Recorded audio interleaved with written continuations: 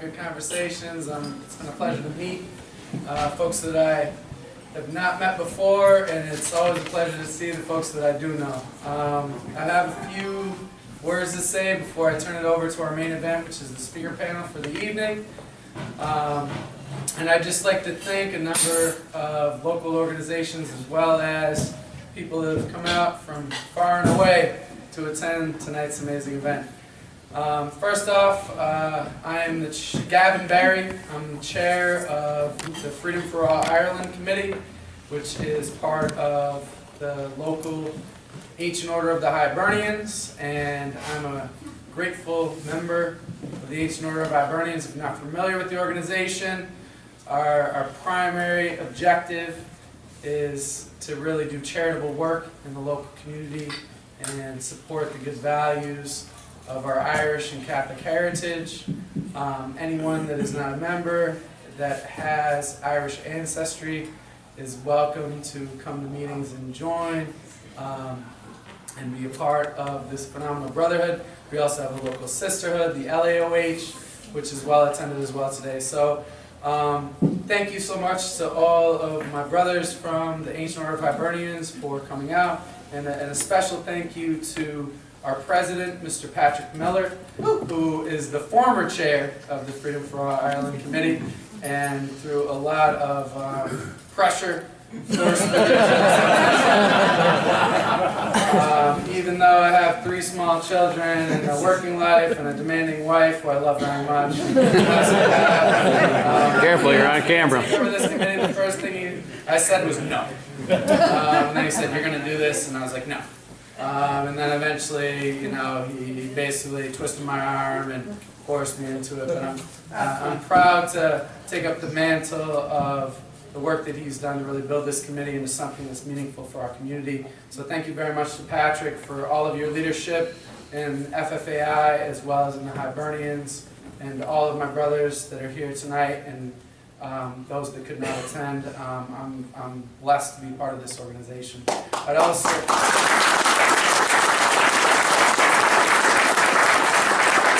I have a long list of people to thank, so bear with me.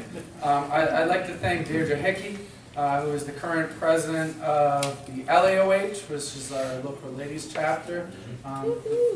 Deirdre,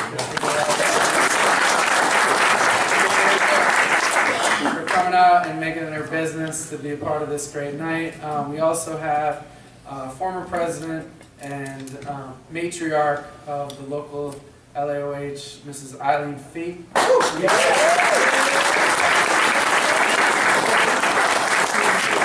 haven't had a chance to formally meet Eileen, but I have an Aunt Eileen, like probably many of us do, so I have a special place in my heart for her, and I'm glad that she could make it. I'd also like to thank the Rochester Emerald Society, which is our local law enforcement organization that carries on a proud tradition of Irish public service in law enforcement. Specifically, I'd like to point out Mr. Scott Gould, who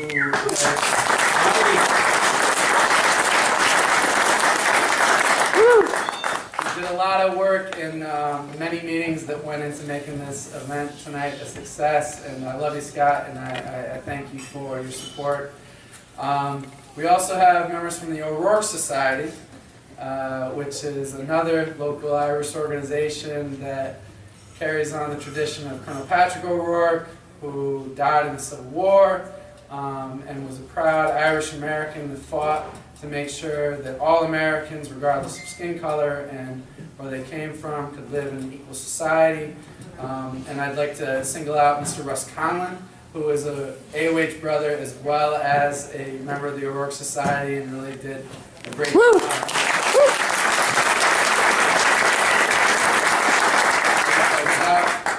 Another local Irish organization, we've got a lot of them, so it's a great community of folks, is the Irish American Cultural Institute. I have a special place in my heart. I'm not yet a member, but I will be very soon. Again, I got the 3 kids and all that, and wife.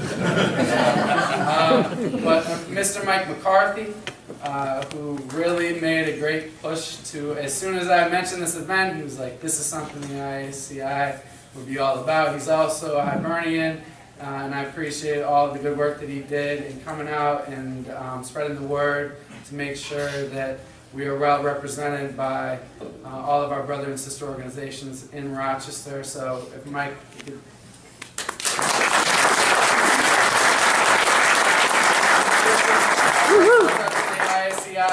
one of my great family friends who is a person that really lived out the best values of Catholicism was Father John Kavanaugh, who was one of the founding members of the Irish American Cultural Institute at St. John Fisher.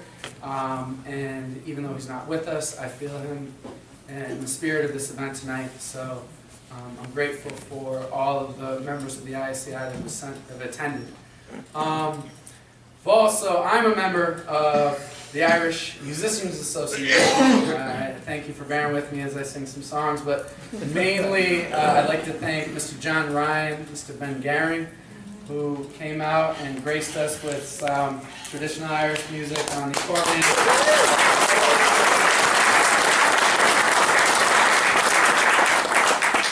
And I love the music, and anybody, again, that is interested in music should continue to come out to events, and I'll re-say that Johnny's tomorrow, if anyone wants to come hear some more Irish music. There's lots and lots of events I encourage you to look at. The Irish Musicians Association website, you can find it on Google, and there is another aspect of Irish culture that continually is well represented in our fine community. The Rochester Academy of Irish Dance, the dancers had to go because there's lots of kids. My daughter is a member, but I am grateful for them coming to perform, and I know by the audience response that everybody else was as well. So thank you to the Rochester Academy of Irish Dance, as well as all of the other wonderful dance schools that are in our area that continue to carry on the traditions of our Irish heritage.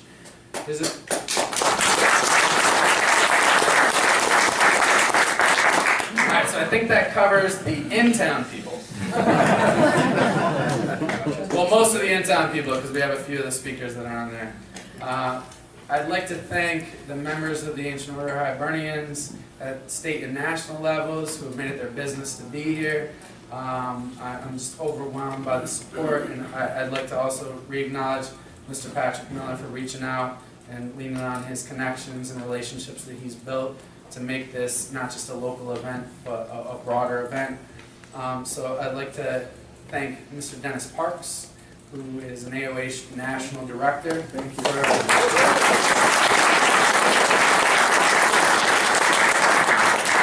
Dennis is a representative at the national level and covers, I don't want to list all the states I could, but he kind of carries on the Midwest and a couple states south of the Mason-Dixon line that are part of the Ancient Order of Hibernians. Mr. Mike McKenzie, who has made it here. Mike, I believe you're the former president of State of Ohio. State of Ohio. AOH. And I got that in the email, and I'm grateful to have you here in attendance. It's a pleasure to meet you. Pleasure to be here.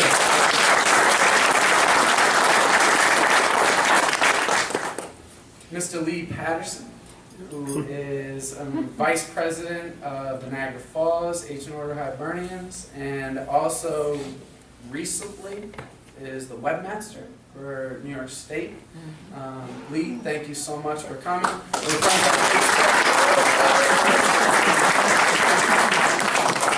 I know Lee like a brother now, and we are brothers in the AOH.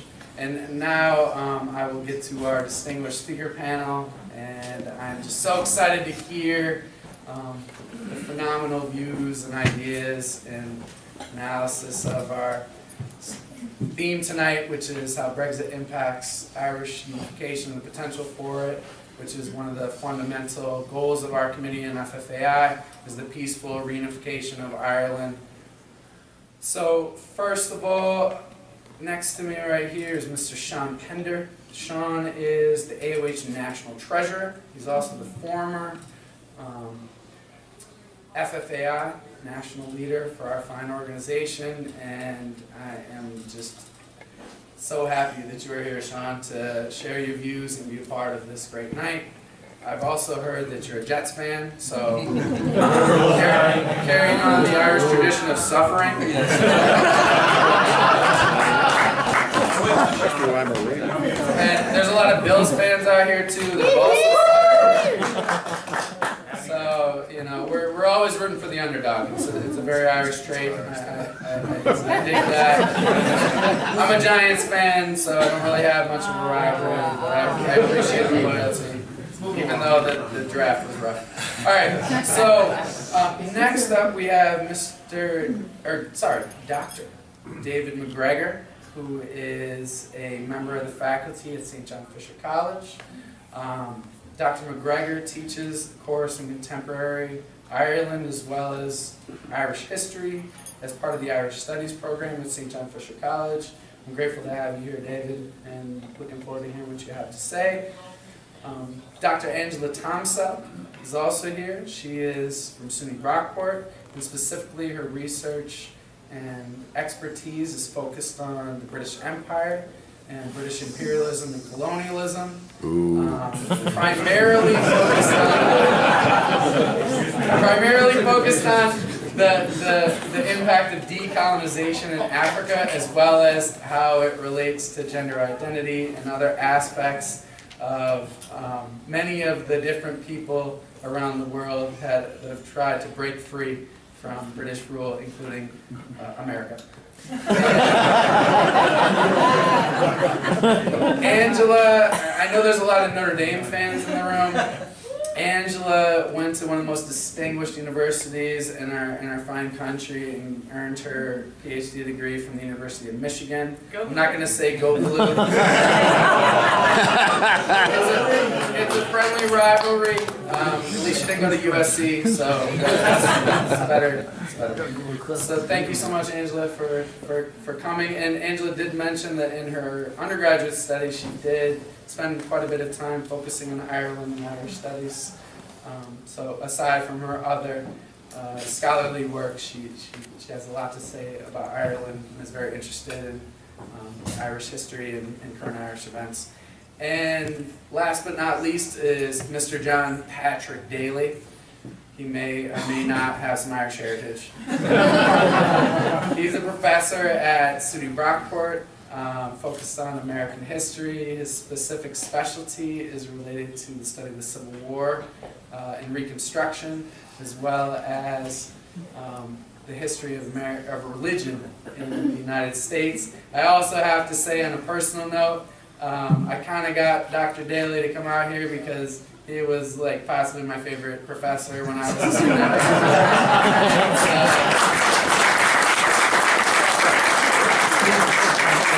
Sung that song, you're not my favorite student. Thank you very much.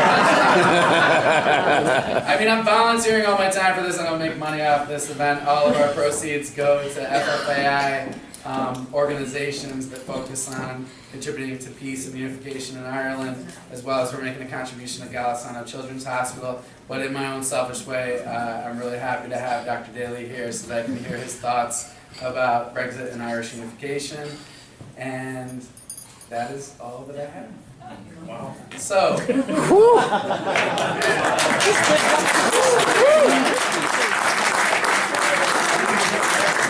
alright, some people like to stereotype the Irish, like to talk a lot, and I'm not helping that stereotype, but you know, we're moving on to the discussion. So on the last note, I'd like to thank everyone else that came out tonight that is not affiliated necessarily with any organizations. In conversations that I had with people around the room, people found out about it, they came, we have spouses, we have friends. I appreciate your presence. Everybody here appreciates your presence. It's a wonderful thing to have this kind of event in our community. So, the way that we're going to work this format tonight is I'm going to be the semi-moderator, and I'm going to also shut up.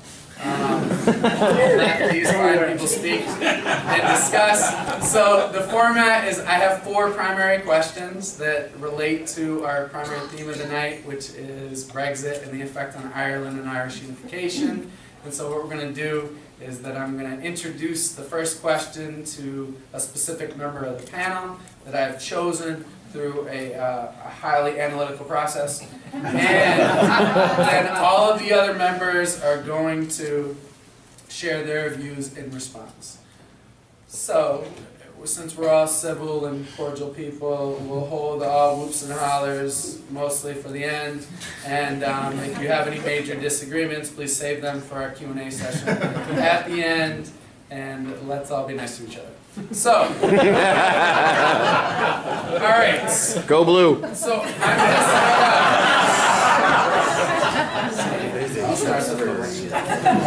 All right.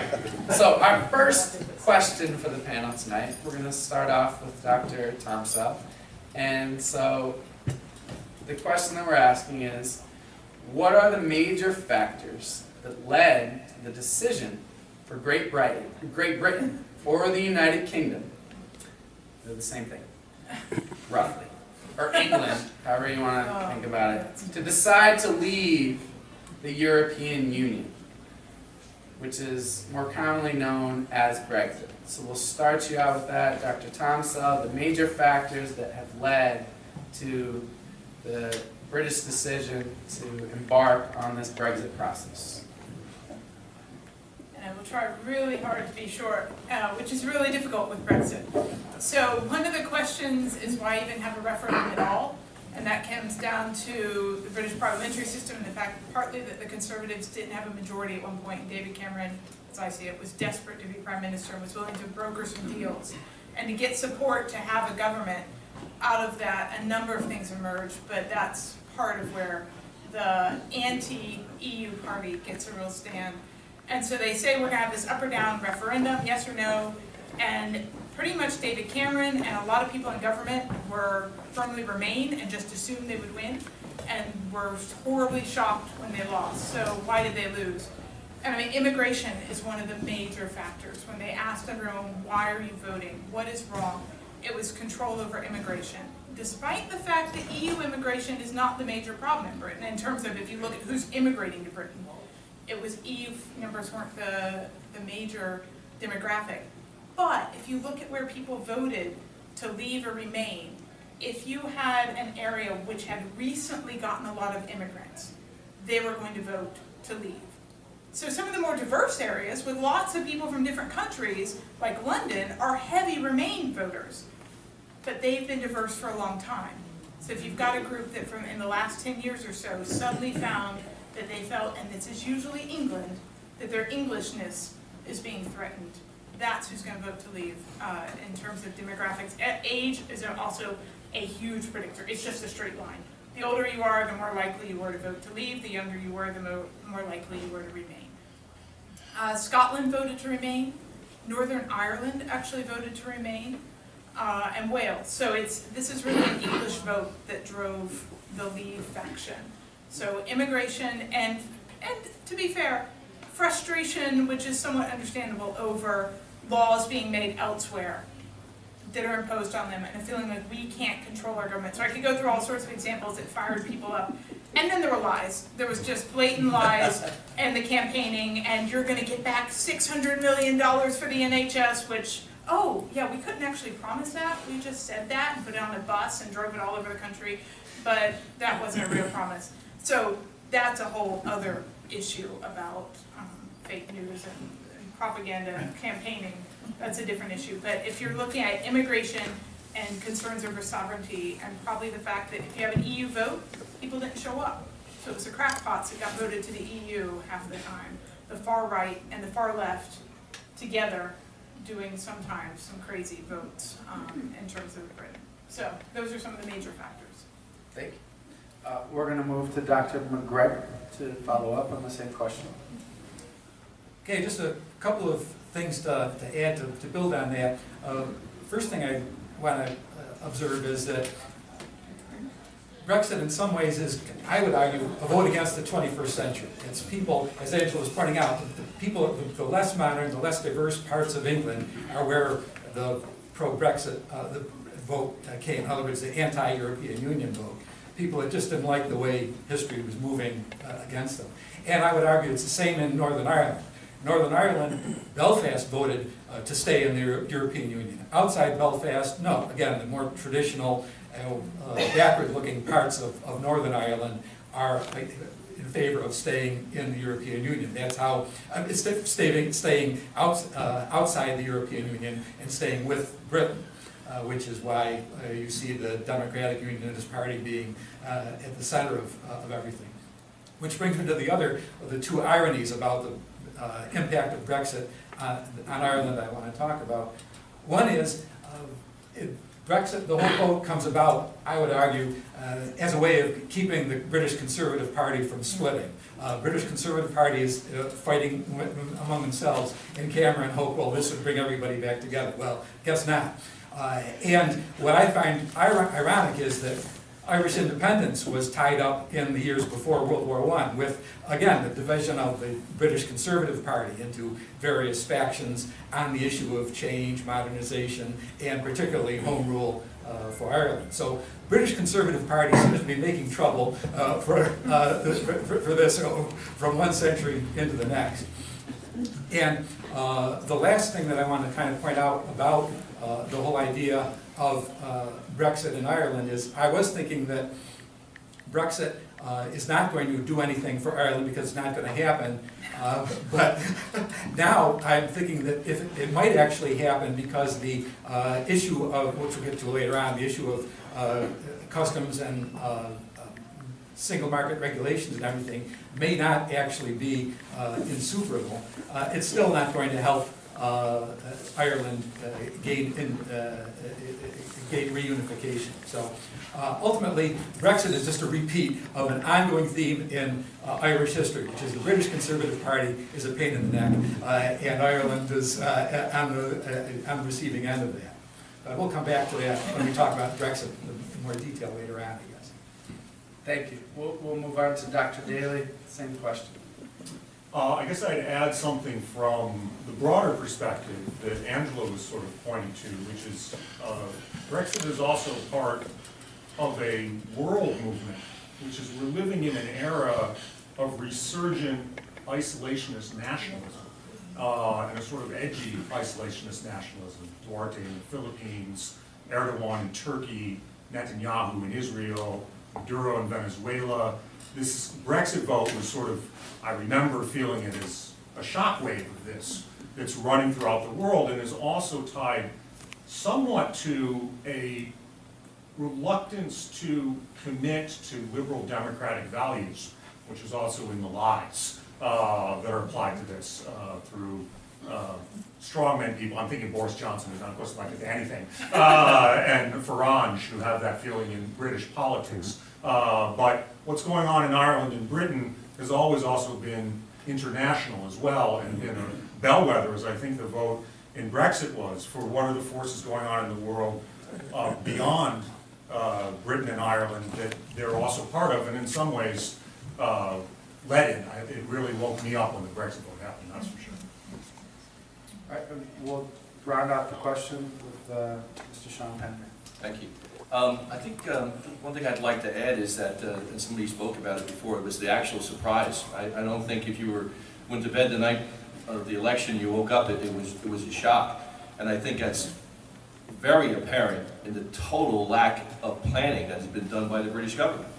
They put this out here without a clue. It's 3 years later, and they still can't get an agreement. Now, I'd like to counter that with what I think was the great job that the Irish government did. The Irish government knew that with the passage of this Brexit to leave the EU, they had to work hard and they had to work fast to protect the peace in the north of Ireland.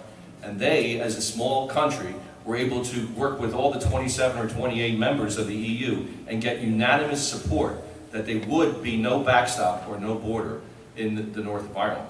So while as Britain went at this, and you mentioned Farage, I guess his name was, he was one of the leading guys. The day after the election, he basically quit. He was gone. And now when does he come back? Well, it's a mess again, so he's coming back. So I think you have to take a look at that. You know, there was a couple of two elections in 2016 that people were surprised at, our presidential election and this. You know, luckily we have the peaceful transfer of powers that people know at least what they should be doing. Over there, it was uncharted ground, and they still, to this day, haven't a clue. I mean, now we're going to October 31st. I think it's very, very ironic that it's going to be Halloween that they're supposed to figure this thing out. But I think the Irish government worked very, very hard and were very smart to make sure that they protected the hard-earned peace in the north of Ireland, that it would not be affected by this Brexit. Thank you, everyone. All right, our next question, and we're going to start with Dr. McGregor. Is how does Brexit, or the potential of it, the United Kingdom of Britain leaving the European Union, how does that impact the Republic of Ireland, Northern Ireland, as well as the potential for future Irish unification? I'll really try hard to be brief on that one. Basically, the bottom line that I want to underline is if the terms of Britain leaving the European Union meant that there'd have to be either a border on the Irish Sea between Great Britain and Northern Ireland, or a hard border between Northern Ireland and Southern Ireland, then I think that would have encouraged, ultimately, a reunification of Ireland. Because on the British side of the Irish Sea, they don't actually care, I think, anymore about Northern Irish unionism. So they would be more than happy to, if it inconvenienced them, write off Northern Ireland and wipe out the border within the island of Ireland in order and accept a border in the Irish Sea. This is why, of course, Arlene Foster has been apoplectic about Brexit for months now, because she saw that coming, a border in the Irish Sea between Britain and Northern Ireland, which would imply no border between Northern Ireland and Southern Ireland, which would imply ultimately practical reunification. Reason why I've suddenly become less optimistic about this happening is that apparently the backstop agreement that would go into effect by treaty between the European Union and Great Britain, if Brexit goes through, in other words, how they would actually manage the Brexit if it happens, suggests that the enforcement of European Union regulations in Northern Ireland, which would be necessary for Northern Ireland to keep the open border, is going to be in the hands of British authorities anyway. So the British can essentially apply European Union regulations any way they want, and therefore there will be no inconvenience to the British. There will be no border within the Irish Sea between Northern Ireland and Great Britain, and therefore no reason for Brexit to help reunification of Ireland at all. So basically what it comes down to is, my bottom line is, if the British are as sneaky as many people expect them to be, then Brexit will actually be less onerous for the British than they thought it would be, and therefore nothing's going to change in Ireland. And Brexit will happen, but nobody will really notice. And that will mean, fortunately or unfortunately, depending on your point of view, that Ireland is not going to notice any difference from it either. That's my sort of pessimistic or optimistic view, somewhat extreme in terms of the conventional wisdom, so hopefully that'll generate some argument.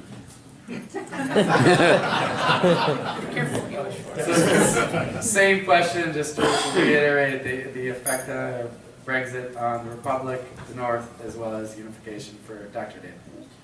Okay, let's argue a little bit. I did have some of the same feelings, which is at first everyone was sort of a little bit optimistic because, oh, you know, Northern Ireland voted against Brexit, and now we have EU in common. Now it's bringing the regions together, but that hasn't really been the effect of it. And I was just over in Ireland a couple of weeks ago, and I have a friend who commutes every day from Belfast to Maynooth at the National University of Ireland there. And I can tell you they're terrified. They think it's a disaster. And in fact, so far, it is unfolding as a disaster. Exactly what you said, Dr. McGregor said.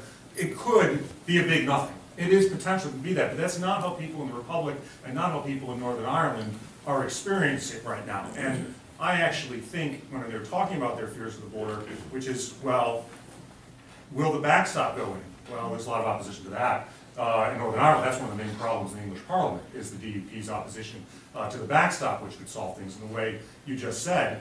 But where is the solution to the border and the possibility? Nobody wants a hard border between Northern Ireland, the North of Ireland, and the Republic of Ireland.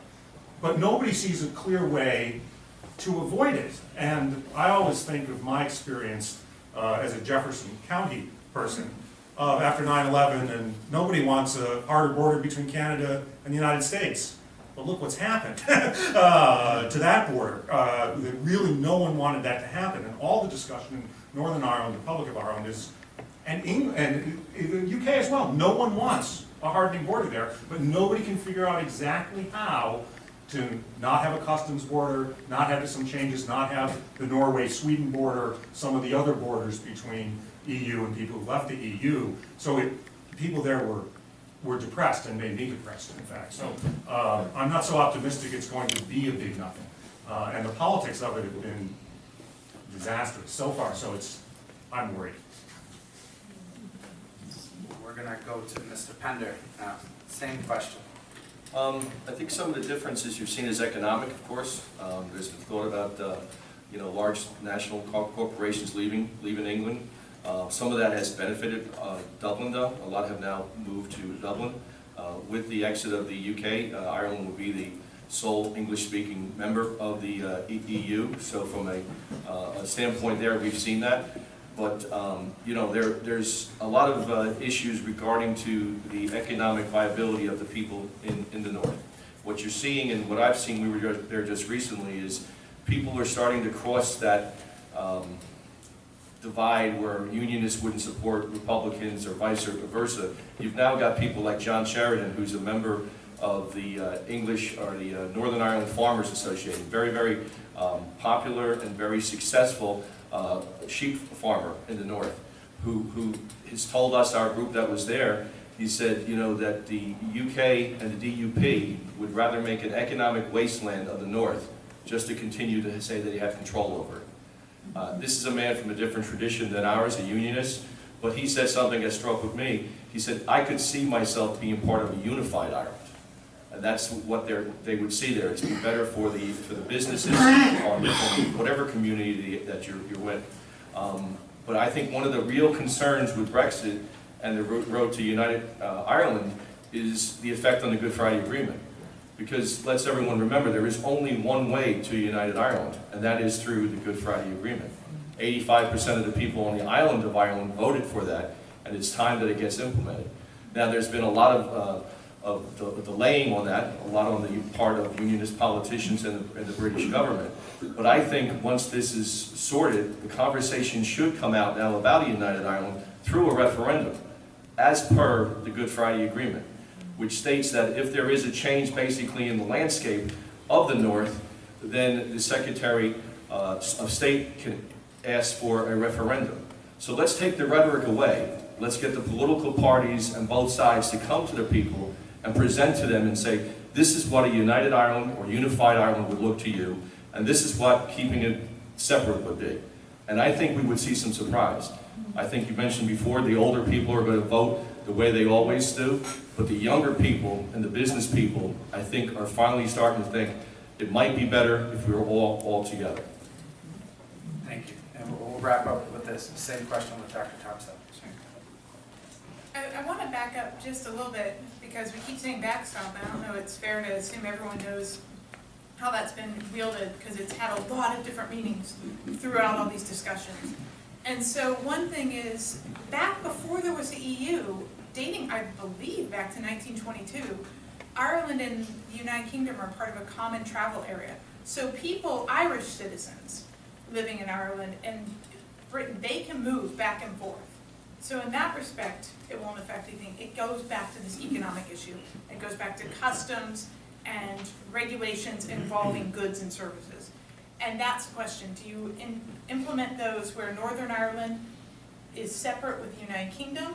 Then you have to have a hard border where they do checks and they stop people and there are checkpoints and there are guards. And that kind of politicized border is exactly what everyone thinks is going to lead to a breakdown of the Good Friday Agreement and a resurgence of violence. So nobody wants that, as someone said. Nobody wants that.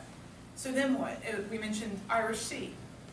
Northern Ireland has the same kind of, they stay under EU regulations, basically. The north of Ireland, and they're now separate from Britain. And that scares the heck out of the DUP, to put it mildly. And so these 10 DUP members of parliament who sit in Westminster, the Conservatives still don't have a majority. They have even worse of them. Like they don't have enough people to form a government. The only way they're a government is their alliance with the DUP. So they are dependent on 10 people out of 650, I want to say, members of parliament are holding things up there. So the DUP is really fighting hard against having North of Ireland have EU regulations in the rest of Britain. So the other argument is, okay, we'll just stay in one common market. But then that's where you get the Brexiteers, you get Nigel Farage, you get all of the hard Brexiteer people. There's this guy, Rees Moggs, he's got his own little group, who are the Conservatives. That is the whole reason they voted to get out of the EU, is to be done with EU regulations.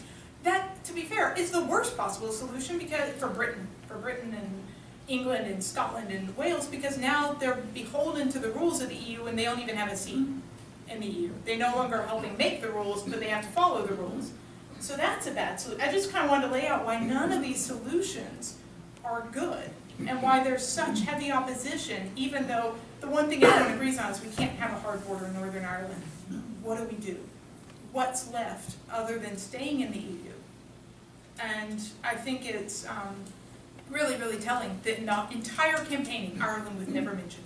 They almost never went to Ireland, both sides, leave and remain. They never brought it up, and I've read some things post, and you have to be a little careful because who's the person who's now left and telling all, who claimed that the people who were campaigning and controlling this knew Ireland would be a problem, but thought it was too complex to bring it forward. And so they focused on one side on hot-blooded nationalism, as he put it, as one article I remember reading it, or cold-blooded economics. You'll be poor if we leave the EU. You'll have control over your country if we leave the EU. And that's what it boiled down to, the two messages. They left out Ireland, they left out Good Friday Agreement, and well, we'll get into all of that.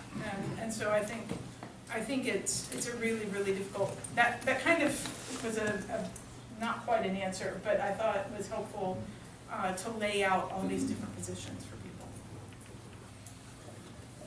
All right, we're going to move on to our next question. And we'll start with Dr. Daly on this one. What do you see as the primary barriers as well as the main pathways towards Irish unification? Well, I'll try to leave some for the other people, but this one can go on all night. Let's start with the barriers that Sean already mentioned, and I'll start with the barriers, because I actually want to mostly talk about the path forward. The barriers are clear that I think many people have mentioned that it's very clear in the politics of Brexit that there are groups of interest in Britain, and certainly the DUP in Northern Ireland, that are willing to destroy the peace process for Brexit.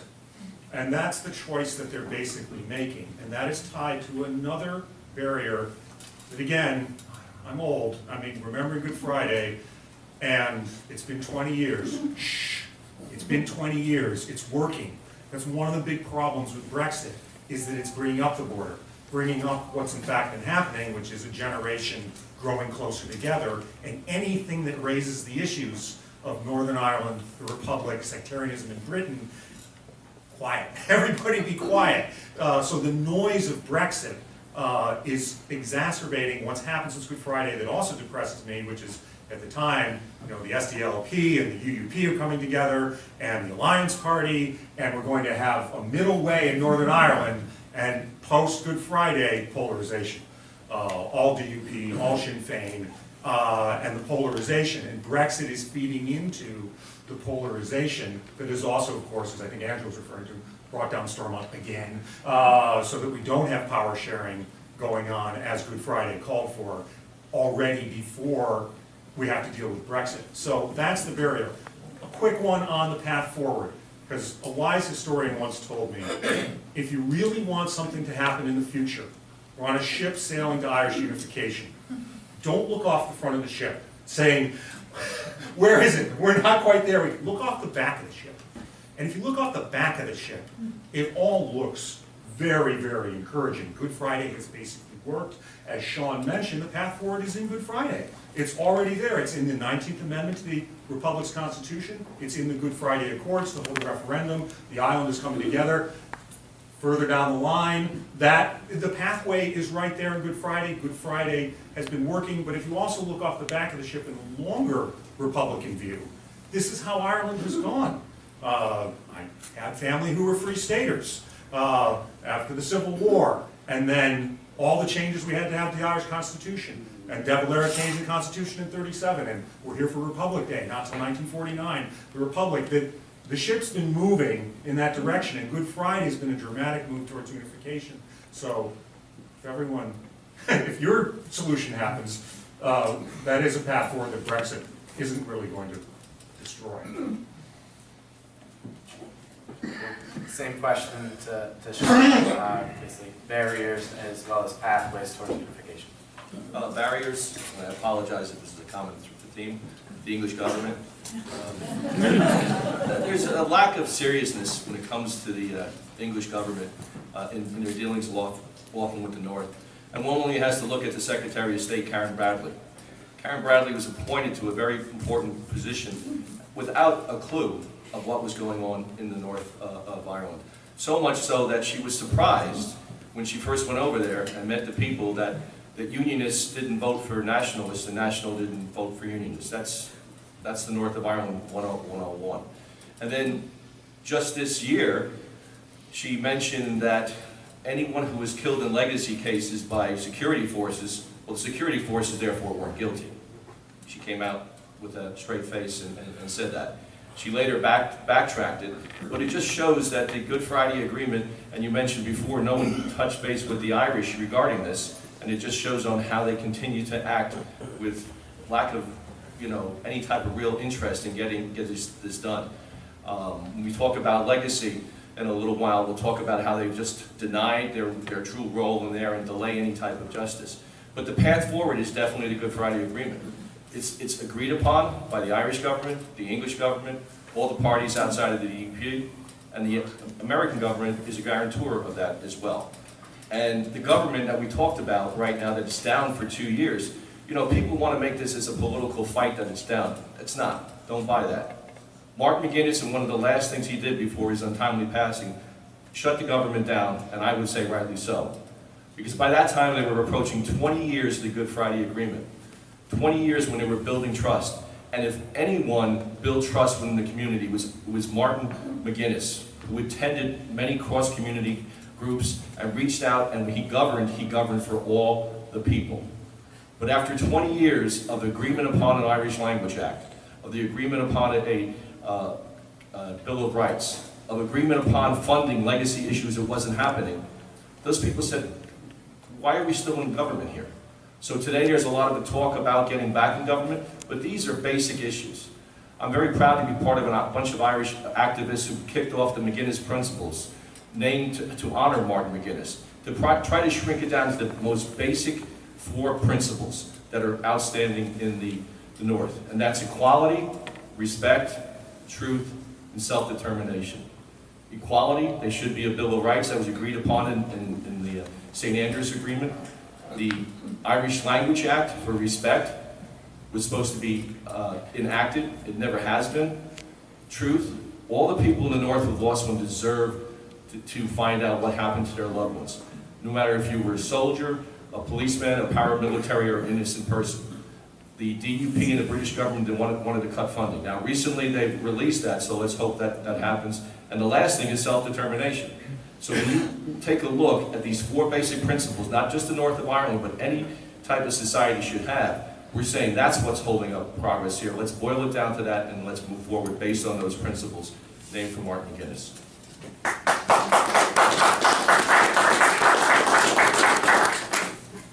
We'll move on to Dr. Tomsell for the same question, barriers as well as pathways to unification. Of the main things they've said, I mean, the British government, and as I was implying, the just complete lack of attention they gave to Irish issues from the start, and this is absolutely shown by the appointment of a secretary for Ireland who she just has no clue, just absolutely no clue, and then is shocked. Someone said she's a very nice person, but just empty, totally like cotton in her head. So that is a huge barrier. But on the flip side, to turn that over, I would say that it's also a pathway because the English, to a certain degree, don't care. The fact that they don't care creates a pathway because you're not going to have opposition from people desperate to hold on. The opposition is from the DUP And a strange and somewhat morbid pathway there is, again, age. The older people get, there's a hope at least that it sounds so archaic, almost like breathe them out. But if you look at the demographics, they are shifting over time. And the more that the DUP, because they still are, there's 10 DUP members of parliament. I want to say there's 7 Sinn Féin. I won't, because they don't sit in Westminster.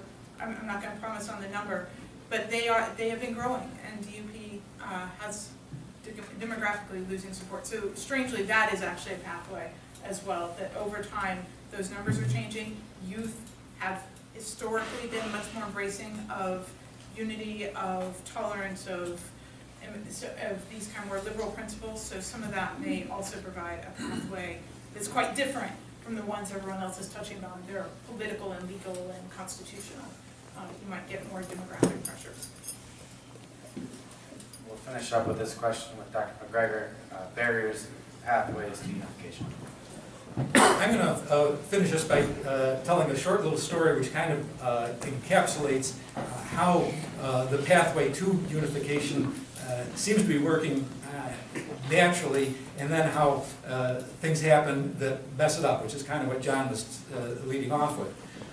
Start with the most fraught tension between North and South security forces, right? The last thing that is going to be working amicably is policing in a unified Ireland, one might think. But in fact, the police in Northern Ireland and the Garda in Southern Ireland have worked together even when it was surprising in more fraught times than now. But it has now gotten to be so common in policing that the new, as of last fall, the new commissioner of An Garda Síochána is the former deputy chief constable of the police service of Northern Ireland and a 30-year veteran of the Royal Ulster Constabulary. Now think about, just try and get your head around either one of those. An Irish government hiring an RUC veteran to run An Garda Síochána. And on the other hand, an RUC veteran wanting to run An Garda Síochána. But he's there, and he's so far in 6 months made a success of the job, with odd little moments of tension. Notably, last month, he was driving back and forth, as happens commonly between Dublin and Belfast on business. And the traditional way that that's done is the Southern Irish cops drive to the border and then hand over to the Northern Irish cops and vice versa, coming the other way. Well, for the last few years, apparently, without anybody even noticing, and that's the point I want to underline, without anybody even noticing, both police services had just done this transport on their own. The police service of Northern Ireland, armed Northern Irish cops, drive from Belfast to Dublin, nobody bothers. Same thing, An Garda Síochána, armed cops, armed Southern Irish cops. As you know, the Garda are not generally armed, but this is the emergency response unit that's responsible for protecting dignitaries. They actually do carry guns. The armed Garda go from Dublin right through into Belfast, and again, nobody cares. Until an accident happens. There was a mix-up at the gate of Garda headquarters, and the PSNI car, the Northern Irish cops, had a gate dropped on them, and suddenly there's publicity everywhere, and suddenly now the news media says, what the heck? Armed Northern Irish cops in Dublin? What's going on here? So what I'm saying is, the way forward to unification, I think, is practical people on the ground solving their problems without anybody looking. But once somebody's looking, once it gets in the news media, there's still a lot of suspicion and tension and resentments that blow up. So I don't know how you get past the obvious pathway to peace of just common sense people making things work on the ground to getting, third parties watching from the peanut gallery saying, why are you doing that? How dare you? And getting angry about stuff that doesn't actually affect their daily lives. That, I think, is both the pathway and the obstacle to peace and reunification in the future. Common sense.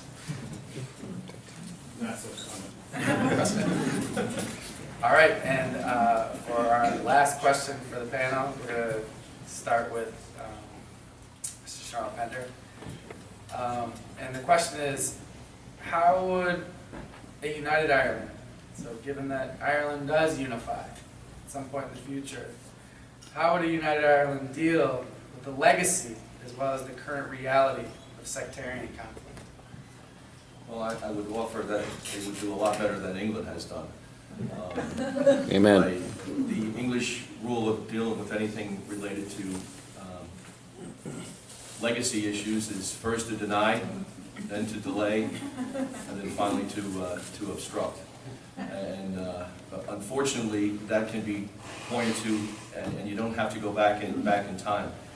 We were just over there this February, and we were there for the 30th anniversary of the Pat Finucane murder. Pat Finucane was a human rights defense lawyer who was killed in his own house on a Sunday afternoon in front of his family. On a Sunday afternoon, where Pat lived in North Belfast, there was a heavy police or security force presence almost 24/7. Oddly enough, in the hours before his death, that security was gone. So Loyalist paramilitaries came in, killed Pat, and left. In 2004, as part of the peace process, Judge Corey, a retired Supreme Court judge from Canada, took a look at 3 or 4 very, very critical cases. Pat Finucane, Rosemary Nelson, and the Garja, Officer Breen in the north of Ireland. And they were guaranteed to have public inquiries in that. So if we were to compare what a united Ireland and what a unified government would do, we actually have a real example. They convened what was called the Smithwick Tribunal. And during that, they brought all the witnesses of all this people. What happened was there was collusion between the Irish police, Garja, and the IRA. So when the Detective Breen was going past the border, he was murdered. The investigation proved that, and the truth came out. Now, compare that to Pat Finucane. 30 years on, he doesn't have anything. The government has continued to deny or not release what's going on. And this happens all the time. When we were there, we went to a courtroom in Langdon side in Belfast, where the Ballymurphy families, who lost 11 loved ones over 3 days in 1971, in July of 1971, over 3 days, 11 people were killed, including Father Hugh Mullen, the parish priest, and Bridge Boyle, a mother of 8 children. It took 47 years for them to get their day in court. And Denny Parks, my friend who's with me, is a bailiff in Ohio. So we went in there expecting to see this very, very important case. And at the beginning, the judge came out and asked the British lawyers who represented the soldiers, do you have that information I requested from you last week? And it was like the dog ate my homework. It was amazing. Then he stood up and almost had to leave and said, that had happened in Akron, Ohio. Those lawyers would be held in contempt of court and not allowed to practice. Yet, here's families waiting for 47 years. Imagine that. It was so profound to be sitting across from them, to see these people in their 60s and 70s, who were their teens and in their 20s, looking at these people for justice, and they couldn't get it. And it's important to know, months later, after Ballymurphy, some of the same troops went to Derry, and that turned out to be Bloody Sunday. So that's going on right now. The English government has continued to cover up their true role there. They still want to make everybody believe that they were impartial, keeping these 2 warring tribes apart. That's simply not the case. Dublin Monaghan bombing in 1974, 33 people killed in Dublin and Monaghan. They have information, they refused to continue to release that. Despite in every opportunity, the Irish government always asking for it, they won't give it out. Read the paper this week, or last week. In 1981, a 14-year-old girl and a 15-year-old boy were killed by rubber bullets. Okay? Just this week, the British government decided that those files will be closed till 2059 and 2063. An amazing 79 and 83 years after the murder of these innocent children. Why would a government do that if they weren't guilty? But we're expected to believe, oh, well, it's national security. Killing children has nothing to do with national security. So they have failed tremendously. But what's coming out now, and more, is there's a lot of good documentaries that are out there. A movie coming out called Unquiet Graves, a movie called No Stone Unturned about the Loughlin Island massacre, and no stone unturned was amazingly a very brave director, producer, and writer went out and were able to get the police records that were being hidden for decades. So in their film, which by the way, that if it wasn't true, the British would have sued them, they proved who killed these people, these innocent people in a bar. The British government had the audacity to go out and arrest the producer and the writer for finding and accessing police records. Instead of holding the police accountable and arresting the person who's named in the movie as the murderer, they went out and got the police, the producer and the writer. That tells you all you need to know about the British mindset over there. They have no regard at all for the truth. And to go forward, everyone over there deserves the truth. Again, I mentioned that before, it doesn't matter who you're for, but the English have proven themselves to be unwilling and unable to do that. So if the Irish government were to get involved, I'm sure there would be a better outcome. And it's up to us as Irish Americans to continue to ask for that truth for all that have been affected by the troubles in the North.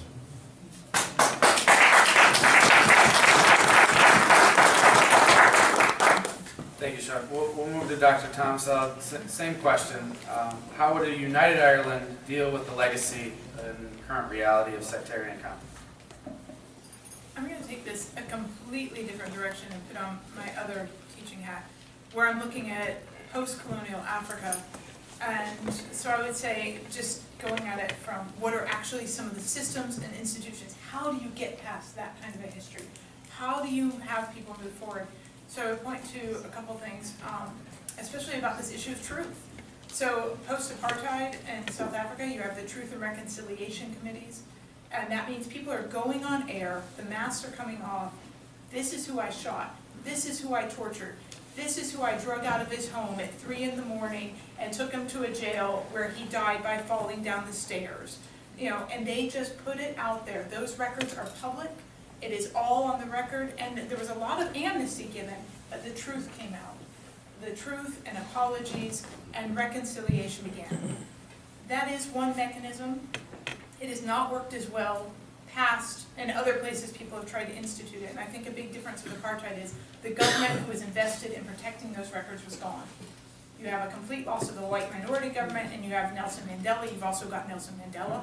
We currently have no Nelson Mandela in British or I think any kind of politics today.